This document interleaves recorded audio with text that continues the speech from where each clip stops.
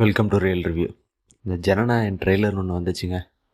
போஸ்டர்லேருந்தேவும் படத்தோட பாட்டிலேருந்தேவும் எதுலேயுமே ஒரு துளி கூட ஒரு எக்ஸைட்டிங்கே இந்த படம் எதுக்கு தான் வரமாட்டேங்குன்னு தெரில. விஜய் ஃபேன்ஸுக்கும், அதாவது ட்ரூவாக விஜய் மூவிஸ் எல்லாம் ஃபாலோ பண்ணிட்டு வர்றவங்களுக்கு இந்த ஒப்பீனியன் கரெக்டாக மேட்ச் ஆகும். என்னடா பண்ணி வச்சுருங்க, ட்ரெய்லரில் ஒரு ஃப்ரேமு கூட நம்ம மைண்டில் நிற்காதுங்க. விஜய் அவரோட லுக்ஸாக இருக்கட்டும், அந்த ஒவ்வொரு சீன் படுற அந்த டைலாகாக இருக்கட்டும், எதுவுமே இங்கே ஒன்றுமே விளங்க மாட்டேங்குது. ஆனால் இவரை வச்சு விருந்து மேலே விருந்தாக கொடுத்தான் ஒருத்தன். அவனை கொஞ்சம் நெஞ்சம் ஓட்டி ஓட்டி காப்பின்னு சொல்லிட்டு அவனை ஹிந்தி பக்கம் ஓட விட்டீங்க. அவன் தம்பியை தான் சொல்கிறேன், அட்லி மிரட்டி விட்டுருப்பாப்புல. எந்த ஃப்ரேமும் வச்சா விஜய் அவருக்கு சீனை தெறிக்க விடுமோ அந்த மாதிரி. இன்னுமே அந்த மெர்சல் ட்ரெய்லர் ஞாபகம் இருக்குங்க. அப்படி அந்த கட் அவுட்டு டிஷர்ட்டில் அப்படி பின்னாடி ஃப்ளெக்ஸ் பண்ணிட்டு நடந்து வருவாரா, அப்படி கிளாப் பண்ணிட்டு ஒரு புஷ்ஷாக படிப்பாப்புல. அந்த சீனு எதுவுமே வேணாம். இந்த இந்த அரசியல் படம் அதெல்லாம் ரொம்ப ட்ரெய்லர்லலாம் ஒரு சீன்லாம் வருது, ரொம்ப கிளீஷேவா. என்னடா இப்படிலாம் இறங்குறீங்க அந்த மாதிரி இருக்குது. நீ என்ன வேணும் ஒரு ஃபேன்ஸுக்கு? இவங்க அரசியல் பற்றிலாம் இவங்க கேர் பண்ண போகிறல. ஸ்க்ரீனில் மாசான ஒரு ப்ரெசன்ஸு, அதுக்கேற்ற மாசான ஒரு தின் ஸ்டோரியில் இருந்தாலே போதும்.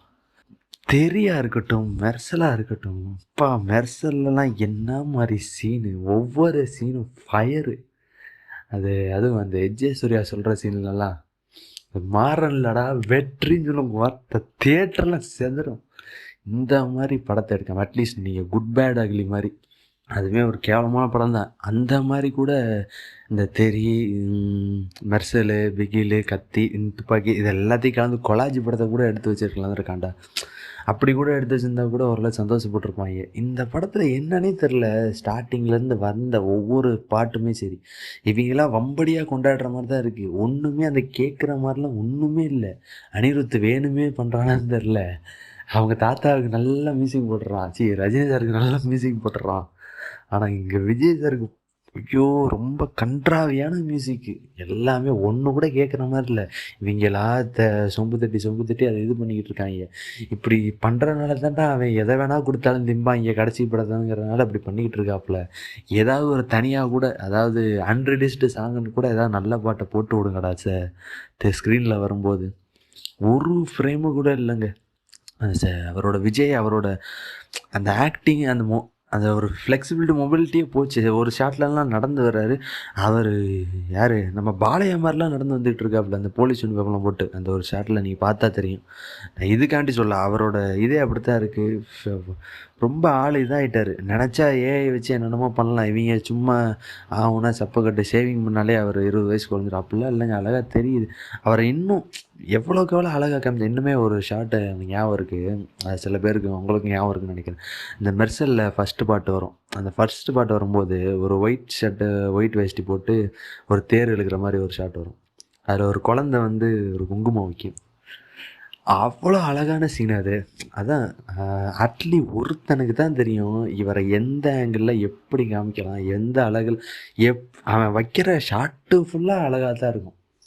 அப்படி இருந்தவன் அவனை ஏன்டா கூப்பிட்டு வரல கடைசி படத்துக்கு? வினோத் தான் அந்த அளவு கூப்பிட்டு வச்சு சம்பவம் பண்ணானே. வினோத்துக்கு என்ன கதையை அவர் ஒர்க் பண்ணிடுவார்.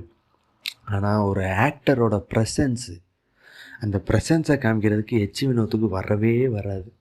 ஏன்னா அஜித்தை வச்சு பண்ண எந்த படத்துலையுமே அந்த ப்ரெசன்ஸ், அந்த அந்த ஸ்க்ரீனில் வரும்போது அந்த மாஸ் ப்ரெசன்ஸ் வந்து அதை காமிக்க முடியாது. வலிமையிலலாம் ஒரு ஷாட்டு கூட விளங்காது. துணிவில் நல்லா இருக்கும், சாரி அதை மாட்டேன்.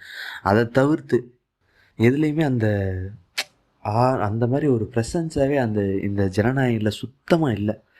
ஏன்னா அந்த விஜய் சார் நமக்கு அறியாமே ஒரு ஒரு ஃபீல் வரும்ல, அந்த ஒரு மாஸ் ஃபீல் பா அப்படின்னு இந்த அவர் ரியாக்ஷனே வரும் பாருங்கள். இந்த மெர்சலில் பண்ணுவார்ல, செம்ம அந்த மாதிரி வரும். ஆனால் இதில் ஒன்றுமே வர மாட்டேங்குதுங்க. ஆனால் எல்லோரும் சப்பக்கட்டு கட்டுறாங்க, அப்படி இருக்குது இப்படி இருக்குன்னு. ஆனால் எந்த ஃப்ரேமுமே அப்படியே கண்ணில் வந்து நிற்கலை. அது சில இதெல்லாம் அந்த இத்தனைக்கு இந்த படத்தெல்லாம் சரி கடைசி படம் பார்க்கணுன்னு சொல்லிட்டு எல்லாரும் கேசரி டப்பிங்கிறதுனால அந்த படத்தை பார்க்கவே இல்லை. அதாவது ஆன்லைனில் அவைலபிளாக இருந்தும் சரி இதில் பார்த்துக்குவோம் இதில் பார்த்துக்குவோன்ட்டு. ஆனால் அந்த மீமில் வந்ததை பார்த்த வரைக்குமே முக்கால்வாசி இல்லை, முழுசாவே அவங்க அஃபிஷியல் ரிமேக் தான் பண்ணி வச்சுருக்காங்க. அதில் அந்த கமலுக்கு ஒரு ப்ராஜெக்ட் பண்ணோம், ட்ராப் அவுட் ஆச்சுல அந்த வினோத், அதை மிக்ஸ் பண்ணி ஏதோ குழச்சி அடிச்சிருக்காப்புன்னு நினைக்கிறேன். அதே மாதிரி இந்த பாப் வீடியோலாம் கூப்பிட்டு வந்து போட்டிருக்காங்க. அவனா ஹிந்திக்கு போயிடுவான். ஓகே, ப்ரெசன்ஸாக பார்க்கும்போது ஓரளவுக்கு வில்லன்னு தெரியுறாரு, ஆனால் அவர் டப்பிங்கு எதுவுமே ஒட்டலை. ஐயோ! ஒன்றுமே விளங்கல. சில சீன்லாம் அந்த ட்ரெய்லரில் லாஸ்ட் இது பண்ணுறாரு, அந்த அரசியல்வாதியெல்லாம் உட்கார வச்சு அடிக்கிறார். அதெல்லாம் ரொம்ப அது ஒரு மாசாக இருக்குன்னு நினச்சிக்கிட்டு இருக்காங்க. அதெல்லாம் ரொம்ப கிரிஞ்சாக இருக்குது. நாளை பின்ன தப்பித்தவறி ஏதாவது தப்பான கால் வச்சாலும் இதே மீமை உனக்கு போடுவாங்க. அது அவருக்கு ஏன் புரிய மாட்டேங்குது தெரியல. இதெல்லாம் ஏன் ரொம்ப இப்படி இறங்கி பண்ணார்? நிறைய விஷயம் அந்த டயலாக்லாம், யாருடா என் பொண்ணை தொட்டது, இதெல்லாம் எந்த காலத்து டைலாக்கு? தெலுங்கு படம் தான் எடுக்கிறீங்க, அதை தமிழுக்கு ஏற்ற மாதிரி கூட ஓரளவுக்கு மெர்ஜி பண்ணி டைலாகே சேஞ்ச் பண்ணலாம்ல. ஒரு ஃப்ரேம் எடுத்தோடனே ஃபஸ்ட்டு செட் தளபதி வெற்றி கொண்டாங்க.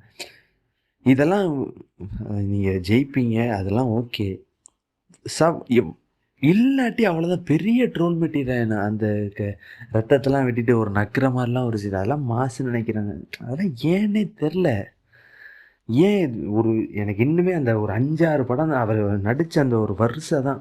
துப்பாக்கியாக இருக்கும், கத்தியாக இருக்கட்டும், சர்க்கார்லாம் சூப்பராக படம். அதை போயிட்டு ட்ரோல் பண்ணிட்டு தருவாங்க. துப்பாக்கி, கத்தி, சர்க்கார், பிகிலு, இடையில பைரவாலாம் என்ன ஒரு மியூசிக், அந்த என்ட்ரி சாங் இன்னும் அப்படியே மண்டக்குள்ளேயே இருக்குது. இந்த மாதிரி எல்லாத்தையும் சேர்த்து கொலாஜ் கூட பண்ணி ஒரு ஒரு ட்ரிபியூட் வீடியோவை கூட முழு படமாக எடுத்து வைங்கடா தயவுசெய்து. இந்த என்ன தான் தெரில, தயவுசெய்து இந்த ஜனநாயகன் முடிஞ்சோடனே இந்த மாதிரி ட்ரிபியூட் வீடியோன்னு சொல்லி மேஷப் வீடியோ மாதிரி எல்லா இந்த சீன்லாம் எடுத்து லாஸ்ட்டில் ஒரு மணி நேரம் போட்டு விடுங்க. அது ஒன்று தான் ஒரு ஹோப்பிங். இதுலேயும் சரி, இதுக்கு ஆப்போனண்ட்டாக வர்ற பராசக்தியும் சரி, எதுலேயுமே அந்த மாஸ் ப்ரெசன்ஸு ஒன்றுமே இல்லை. என்னடா மாசுன்னு சொல்கிறானே நினைக்காதீங்க. ஏன்னா ஒரு செலிப்ரேஷன் படம் செலிப்ரேஷன் மோடில் தான் இருக்கணும். அந்த லுக்கு தாங்க மெயினு. அந்த ஸ்க்ரீனில் வந்து நின்று அந்த ப்ரெசன்ஸ் தான் மெயினு. சில இடத்துல ஷர்ட்லெஸ் சீன், அந்த ஷர்ட்லெஸ் சீன்னா அந்த அவர்லாம் ரொம்ப ஆள் இதாகிட்டார். எப்போ இந்த பாலிடிக்ஸ் போனாலும் ஆள் உடம்ப ரொம்ப சூம்பி போயிட்டார். அதை ஏன் வம்படியாக காட்டுறாங்கன்னு தெரில. அது நல்லா இல்லை அவருக்கு. அவர் ஷர்ட்டில் அதுவே ஓகே தான். அது ரொம்ப இது மாதிரி அதெல்லாம் ஒரு ட்ரோல் மெட்டீரியலாக தான் போகுது. ரொம்ப இதாக இருக்குது. இதை பார்க்கும்போது ஏன் வருத்தமாக தான் இருக்குது. அதாவது விஜய் ஃபேன்ஸ் எல்லாம் ரொம்ப அதாவது ரசிக்கிறவங்க, எதை கொடுத்தாலும் திங்கிற அந்த கூட்டம் கிடையாது. அதை அவரை அவரை எந்த ஆங்கிளில் பார்த்தா அவரை எப்படி காமிச்சா அழகாக இருக்குன்னு பார்த்து ரசிக்கிறவங்க. அதான் மெர்சல் படத்தை பிடிச்சவங்களுக்கு, அதை ரசித்தவங்களுக்கு இந்த இதை பார்க்கும்போது என்னடா பண்ணி வச்சுருங்க அப்படி தான் இருக்கும். இதை பார்த்தோன்னே கரெக்டாக இப்போ தான் ஒரு 2 நிமிஷத்துக்கு முன்னாடி தான் பார்த்தோன்னே இதை கட்டணும், எப்படியாவது சொல்லணும், யார்கிட்டையாவது சொல்லி தவிக்கணும்னு இருந்துச்சு. அதான் இந்த வீடியோ போட்டேன். இந்த ஒப்பீனியன் மேட்ச் ஆச்சுன்னா இது பண்ணுச்சு, கமெண்ட் பண்ணுங்கள். எதை என்ன ஒப்பீனியனாக எது கரெக்டாக சொல்லியிருந்தாலும் தப்பாக சொல்லியிருந்தாலும் அதை கமெண்ட் பண்ணுங்கள். லைக் பண்ணுங்கள், ஷேர் பண்ணுங்கள், சப்ஸ்கிரைப் பண்ணுங்கள்.